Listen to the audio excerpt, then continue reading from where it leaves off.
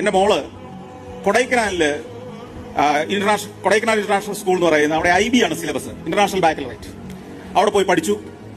അത്യാവശ്യം ഭംഗിയായിട്ട് പഠനം കഴിഞ്ഞ് തിരിച്ചെത്തി കഴിഞ്ഞ് അവള് ഇവിടെ നമ്മുടെ ചങ്ങനാശ്ശേരിയിലെ അസംഷനില് അഡ്മിഷൻ കിട്ടി. അവിടെ ജോയിൻ ചെയ്തു.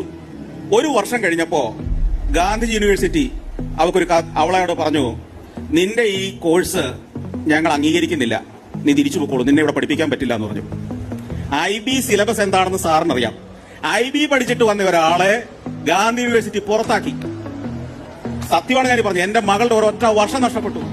IB എന്താണെന്നറിയാത്ത കിഴങ്ങന്മാരാണ് ഗാന്ധി യൂണിവേഴ്സിറ്റി ഇരിക്കുന്നതെന്ന് മുൻ വൈസ് ചാൻസലറിന്റെ മുമ്പിൽ ഇരുത്തിക്കൊണ്ട് ഞാൻ പറയുക. ഇവന്മാരല്ലേ നമ്മുടെ വിദ്യാഭ്യാസത്തെ പരിഷ്കരിക്കാൻ പോകുന്നത്? ഇവന്മാരല്ലേ നിങ്ങളെ നല്ല ഗതിയിൽ എത്തിക്കാൻ പോകുന്നത്? അതുകൊണ്ട് കാര്യം പിടികിട്ടിയല്ലോ.